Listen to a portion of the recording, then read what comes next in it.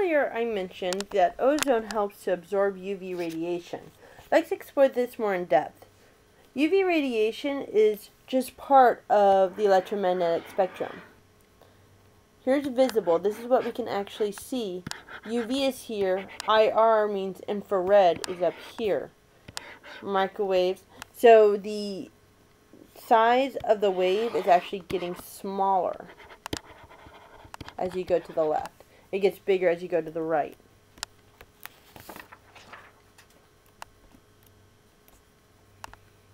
These waves differ by the length of the wavelength. So here's the wavelength from crest to crest. This symbol here is called a lambda. It's a Greek letter that's the abbreviation of wavelength. As the wavelength gets smaller, the cycle gets faster. Notice the cycle is how much time it takes to go through one big wavelength. The smaller the wavelength, the faster it cycles. This also means that it penetrates the skin more. Notice that the cycle is how many times a wavelength passes through a certain point.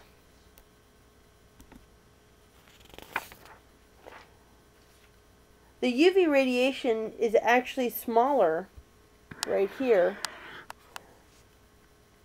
than the visible wavelength, so what we can see. So it's actually smaller than what we can see. This means that it can penetrate the skin way deeper than the visible light, which reflects and bounces off of our skin. It's visible because it reflects and bounces off of different things.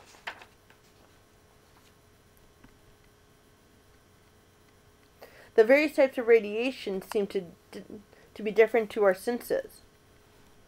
Yet they differ only in the respect of wavelength, which is lambda,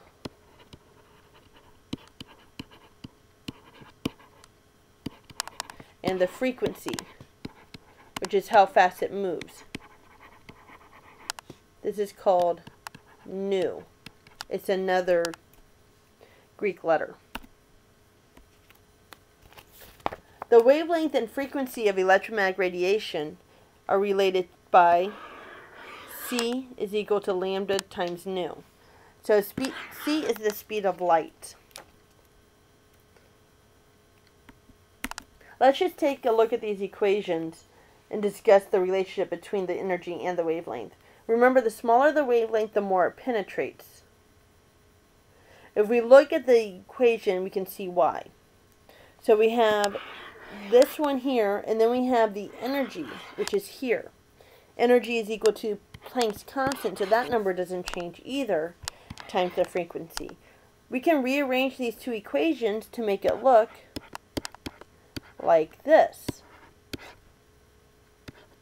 So we have energy is equal to one constant times another constant, so this number up here never changes. This number down here is the wavelength.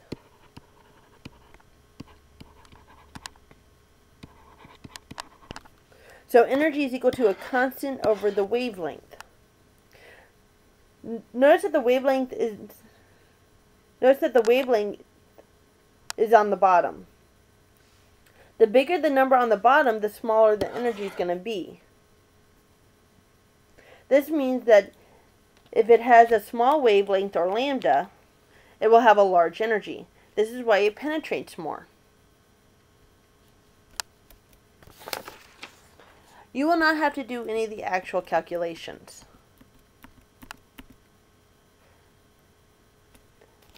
But let's take a look at this picture down here. The UV radiation has a lot of energy, so it can break bonds really easily. So here's UV. It comes in, and here's the carbon dioxide. Here's the carbon and oxygen. The UV shoots energy into this bond. And so this bond now has a lot of energy in it. So eventually, it breaks. Disassociates just is a fancy word for breaking. Many people don't realize that there's actually 3 different forms of UV radiation. A, B, and C. UVA has the longest wavelength. notice the differences here, which means it has the least energy, while UVC has the shortest wavelength and the most energy. Previously, sunblocks advertised to block UV rays. Now they know more specific and indicate that they block UVA and UVB rays. Some will even go as far as to indicate the percentage of each that are blocked. UVB, you'll notice that there's different SPFs as well. There's one SPF for UVA and another one for UVB. Luckily, the most destructive UV rays are absorbed by the oxygen and ozone, which is the UVC. However, unfortunately, this protection is diminishing, and this is where the problem comes in. There's a lot of effects of the ultraviolet radiation. There's more energy associated with it. The length of time of exposure. These are what it depends on. The amount of energy, so the wavelength it is, A, B, or C. The length of time. And the sensitivity of the radiation. So for instance, someone really old or a baby would be more sensitive to the radiation than an average adult. This is actually a pretty cool bottle. When it's in the sunlight and it's struck by UV, it actually turns colors. Australia has gone to many different things to prevent radiation poisoning. For instance, they now no longer allow advertisers to use people who are tan in their photos, because that would enhance the vision of tan being attractive. The most deadly form of skin cancer is melanoma. It's linked to the intensity of the UV radiation and the latitude from which you live. For instance, people in Denver have a higher chance of getting cancer than Chicago because they're closer to the sun. This is the Chapman cycle. This is one of the very first reactions that were proposed for the reaction of oxygen to ozone. This reaction is considered to be a steady-state reaction. Notice that the starting substance, O2, is the same as the final substance, O2. This is what a steady-state condition is. It does not have any total or net change in the concentrations of the substances. Think of it like a treadmill. There's a lot of activity, but you don't go anywhere. Now let's take an even closer look at the reaction. Notice to break the O2 bonds, the UV radiation was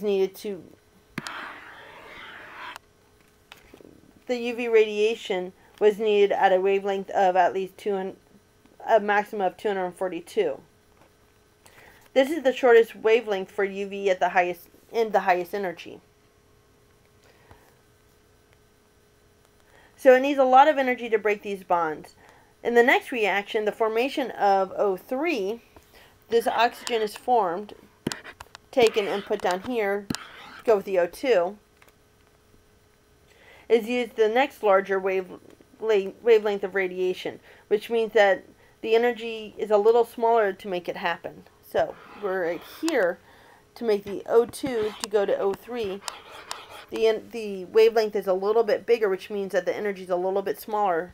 It doesn't take as much energy to produce that. Finally, the last reaction does not need any radiation at all. It happens on its own, slowly, but it does not need additional energy, which is why it says it's slow right here. So the O3 is formed and then is taken back out again. Since O2 absorbs the UVC and the O3 absorbs the UVB, theoretically UVA, the lowest energy UV, is all that hits the Earth. However, since the ozone is depleting, more and more of the UVB rays are getting through, thus increasing the risk of skin cancer.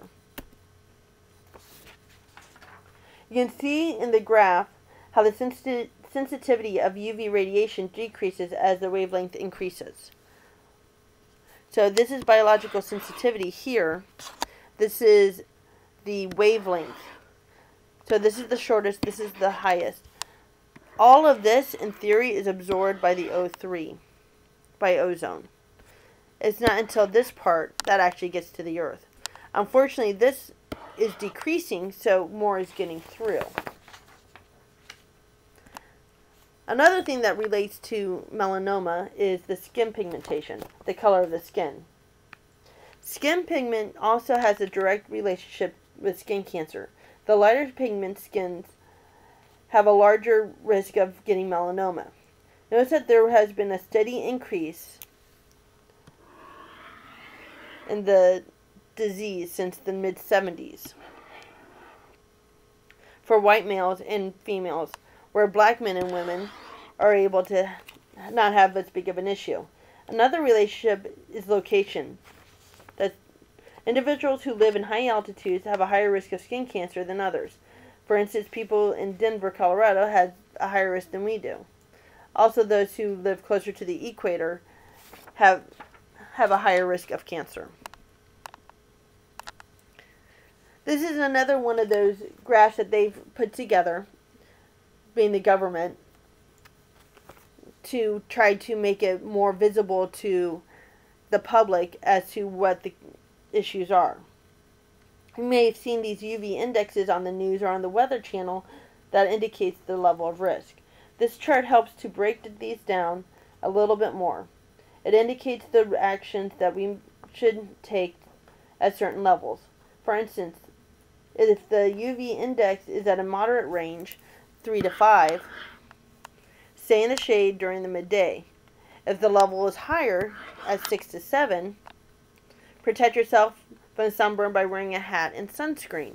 So it actually breaks down what the levels are and what you should do to prevent damage. Make sure you wear your sunglasses as well. We often forget that our eyes are sensitive and can also be damaged from the UV rays. So sunglasses are not just a fashion statement, they are needed for safety reasons too. The ozone layer is largest in the North and South poles. So this is the South Pole, that's Antarctica. However, in the summer, when the pole is 24 hours of sunlight, the hole develops. This is not a new thing. It happens every year. It's a seasonal hole. It used to be that the hole would develop and would get bigger, and then as the sun goes away, it would get smaller again. Unfortunately, scientists have realized that the hole is getting bigger and bigger and never really goes away like it used to. You can see in the graph the concentration of ozone has been at a steady decline for the past 30 years. So here's 1980, here's 2010. This is the percentage, this is the ozone concentrations as it decreases throughout the years.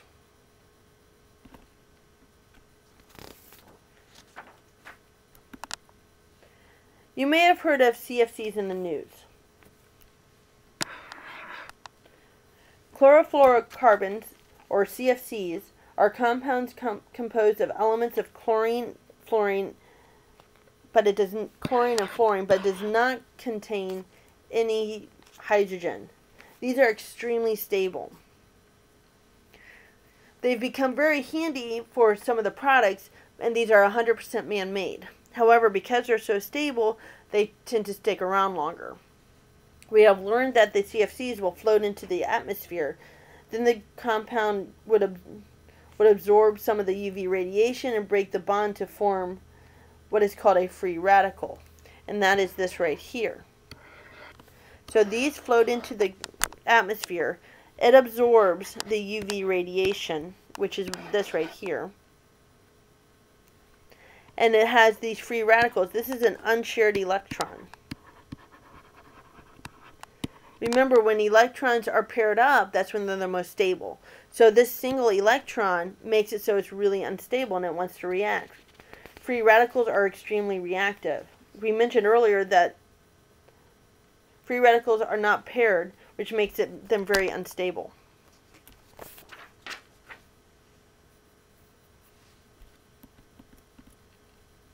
These compounds have been used in refrigerants, antifreeze, propellants, fire extinguishers, and many other things that you're familiar with. These compounds seem to have a lot of favorable uses. However, we have recently learned that it's causing a big issue with the ozone layer. You will notice that the starting reagent of the reaction is a radical. That's that Cl radical that we saw in the previous slide. It is chlorine with only one dot. The one dot represents a single unpaired electron. This is a very reactive substance, then reacts with ozone to produce O2. So here's our ozone that's in our stratosphere. These two come together to produce this compound here and reduce the ozone down to just plain oxygen. Once again, it has a single dot, which means it's reactive again. So then it pairs up with each other and it produces another radical. And it just keeps going on and on and on. The chlorine radicals are free to attack more ozone. So it goes right back up here and attacks another O3. You will see the end of the reaction, the chlorine radical is still there. This is a problem because it means it can happen again and again. It's a never-ending process. The net total, if you look here, the O3 to the O2. So this chlorine here, as a result of the CFCs, are reducing the ozone down to just plain oxygen. And that's how we're losing the ozone layer.